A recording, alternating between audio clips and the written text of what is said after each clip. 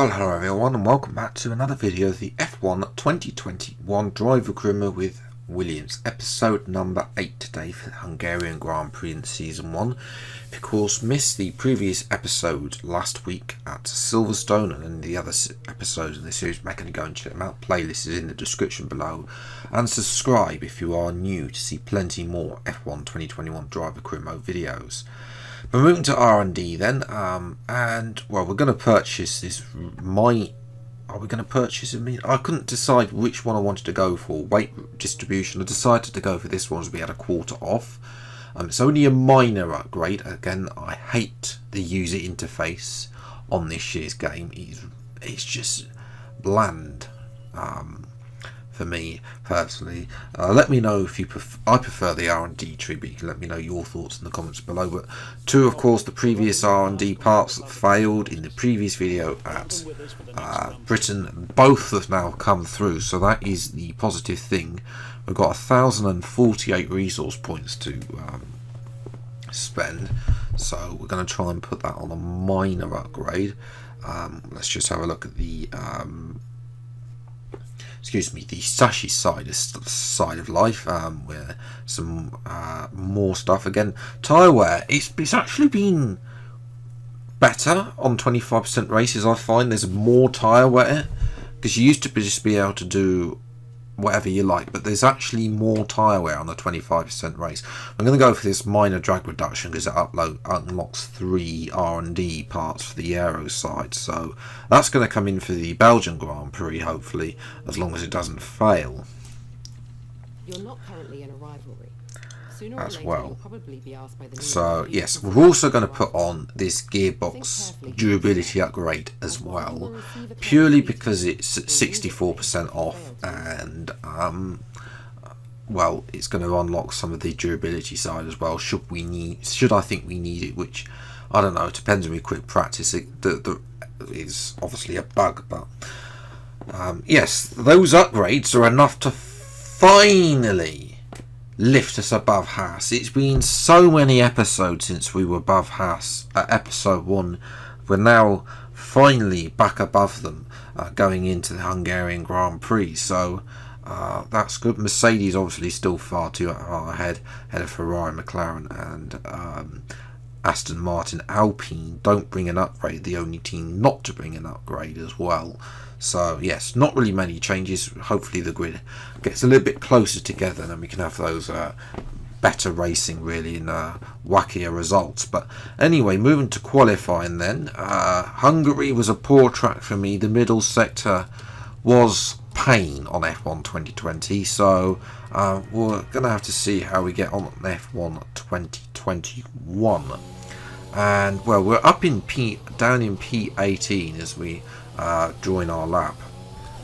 Only Mazitwak behind us as Russell is out qualifying us, but that's really to be expected. We are 10th and a half, 2 tenths actually up on Schumacher as Giovinazzi improved there. So through the sector we are improving it through to the middle sector. This was where I had some problems. I find it's I don't know, I'm not entirely sure if I'm just still slow in this middle sector. Obviously I think there was a little bit of the overheating through these fast sections, but we're 2.5 tenths up. I don't think that's going to be enough to actually do anything. We're slightly down on Raikkonen, who's in 16th place coming through the middle sector, but we'll need to make it up in the final sector. 3.5 tenths up now going through the final sequence of corners. Don't lose it like Carlos Sainz did on Saturday. And out the final corner we come. Well, we lost time out the final corner, 0.5 tenth. That's a little bit frustrating that we lost that much time. Bottas takes pole over Hamilton in easy if he wants to fight Hamilton back in the championship. But yes, obviously P19 for us, not really where we want to be. We want to be, well, to be fair, to be a 10th off Russell. By the way, I have not changed the AI since Monaco. They're still on 98, which is my preferred career mode. AI score. So yes, but to be a 10th off, it's an improvement based on F1 2020, but there's a lot more to do there.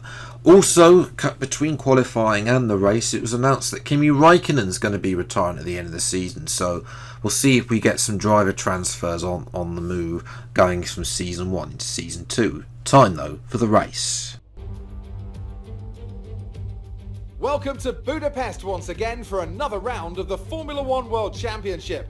Historically a good race for first victories, with Button, Hill, Alonso and Heikki Kovalainen all reaching the top step of the podium for the first time here. Located 12 miles northeast of the Hungarian capital Budapest, the 14 corners of the Hungaroring are steeped in history and prestige. Overtaking has always been difficult on this technical 2.7 mile circuit, but the last few years in particular have turned up some exceptional races. Let's hope we're in for another one here today. With me today, of course, is Anthony Davidson. Let's talk briefly about Lando Norris. As ever, the threat of unreliability is never far away, and indeed they'll be starting out of position today due to a power unit component change. So it's going to be a difficult task to move forward from there. But on the bright side, at least those fresh components can help them maintain the power they need to come through the pack.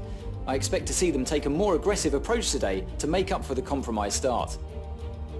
Off the back of a fantastic qualifying session, it's time to see how our starting grid looks for today's race. Valtteri Bottas lines up on pole position, and Lewis Hamilton completes the front row. Looking at the rest of today's grid, we have Verstappen, Leclerc, Carlos Sainz and Perez, Ricciardo, Vettel, Stroll and Yuki Tsunoda, Ocon, Norris, Mick Schumacher and Raikkonen, Russell, Giovinazzi, a Williams and Nikita Mazepin. Gasly, they'll be starting further back after an earlier grid penalty, and Fernando Alonso rounds off the grid. And with preparations almost complete, let's head down to the track. Now that we've got some points on the board, let's continue this form and aim for another top 10 finish. I don't think so, Jeff. 17th. Well, we are starting 17th thanks to Alonso and Gasly having penalties. Gasly, I'm pretty sure Gasly's had quite a few now to be unlucky, but 10th. I'll be very happy if we get points, but we'll see. Fibre lights are out, and away we go.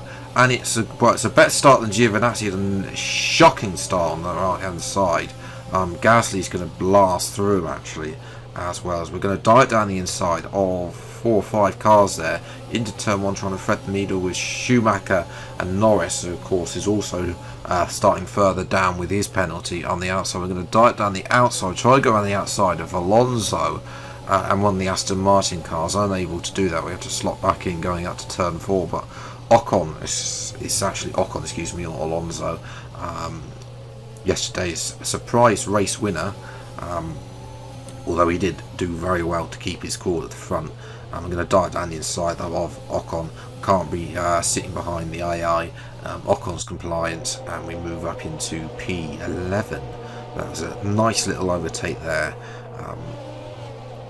As well, we're just literally making sure that he knew what we were doing, and he does take a little bit of the curbing as well. So we gave him plenty. I did give him plenty of space, but now Stroll is slow. We're going to have a look at Vettel as well. There we take the curbing though. Vettel's still on our inside into the final corner. We're on the grass, and we've gone completely wide, and that's going to allow Vettel to get back in front. And it's P10 as we now watch on board with Tsunoda onto the start-finish straight. He's sick as Sainz and Ricciardo battling, so he's just going to dive down the inside into turn 1 and move up into P6. So Tsunoda's on the ball, even if Gasly's getting unlucky, as Charles Leclerc has survived more laps than he did yesterday at Hungary, and he's up into P2, but splitting the 2 Mercedes. So we'll see if Leclerc can stay there. Bottas has a terrible start from pole.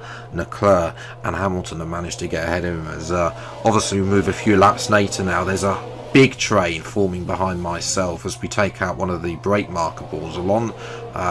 Stroll tried to have a go at us. That's going to allow Norris, who's been making places up behind behind us, and he's go around the outside of Stroll and moves up into P12. So yes, moving a few laps later then, we're up into P7 obviously, but a few people have made their pit stops already. Obviously one stop obviously to the medium tyres. I don't like the mediums in this game. I think they're terrible.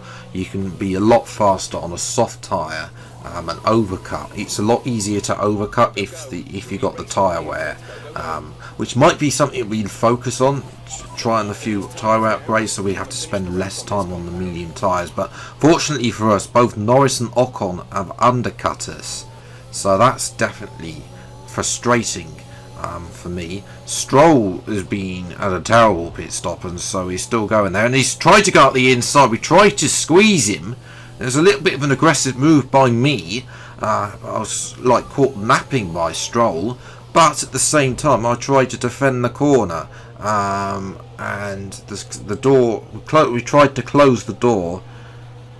Yeah, well, the FIA have adjudicated that as a racing incident. Let me know what you think in the comments below. That one is definitely, though, an iffy one. I hold my hand up a little bit to that one, as Alonso gets past the rolling roadblock that is Mick Schumacher. Obviously, that Haas car in the game is a lot faster than it is in real life, because in real life, we all know that it's just a bit of cardboard. As Gasly now is the next man that's going to chase us on lap number 11 up to turn 4. Obviously the AlphaTauri is one of the teams we've been fighting there. Directly behind us in the championship, we could do with catching. There's contact with Gasly. Again, partly asleep, because it has been a little bit of a dull race, but Gasly, we sort of went a little bit wide on those medium tyres. We've got feel like ice, and then he just taps us down the inside as we try and close the correct. As Alonso now has a go. Again, we're all over the place with these tyres. They've just got no grip whatsoever.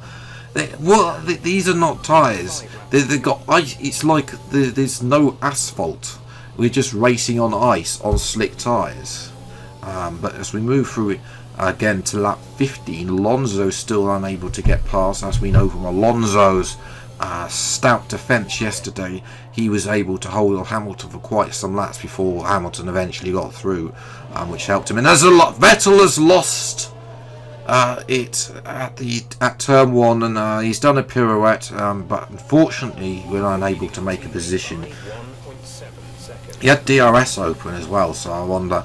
The AI seemed to lose it a lot when under DRS as well, but no safety car of course for that, because Vettel carried on. And you can see here that the gap, that we just got literally no pace on these medium tyres whatsoever. They're just dreadful. I mean, Lando Norris, the person we came out for, is like 20 seconds ahead. It's that bad. Ocon's 13 seconds ahead, and he needs a little bit of a boost, because he's not actually that slow in real life. But we did keep Alonso behind us. Again, the Alpine engine is quite slow in the game, so we were able to keep it in a straight line and really use the Hungarian track. But it's a point that we could have had, because we were up in P10 in the early stages, but unfortunately for us it just wasn't to be today, and we'll have to settle for no points at Hungary yet again. As well, you can see we're 53 seconds behind in the 25% race.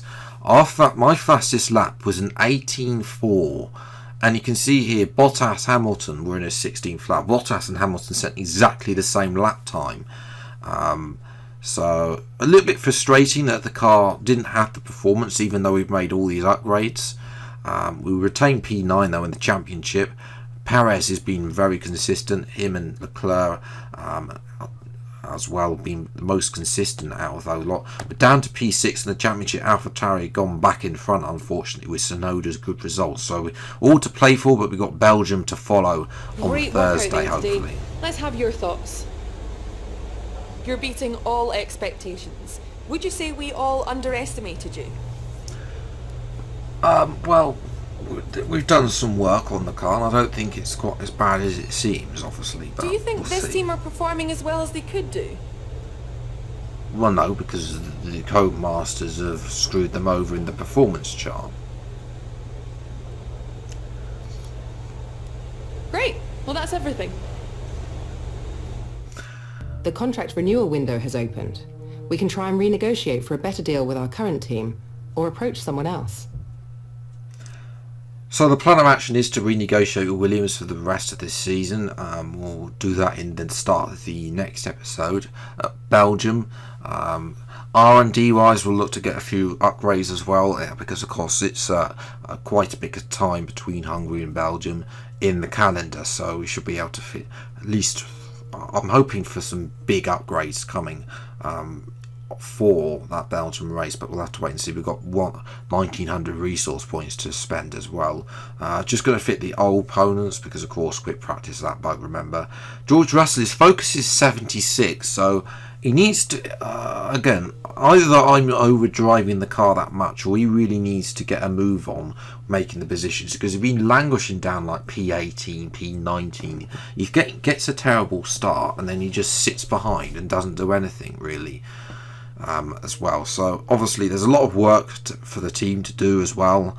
Try and improve George and get him to the George Russell that we know in real life, as opposed to the George Russell that's been in game as our teammate in this career mode so far. But yes, if you have enjoyed this video, then leave a like, subscribe to the channel if you're new, see plenty more episodes of the F1 2021 Driver Career Mode as and when they come out. Until the next video then, I'll see you next time. Take care, enjoy your day, and goodbye.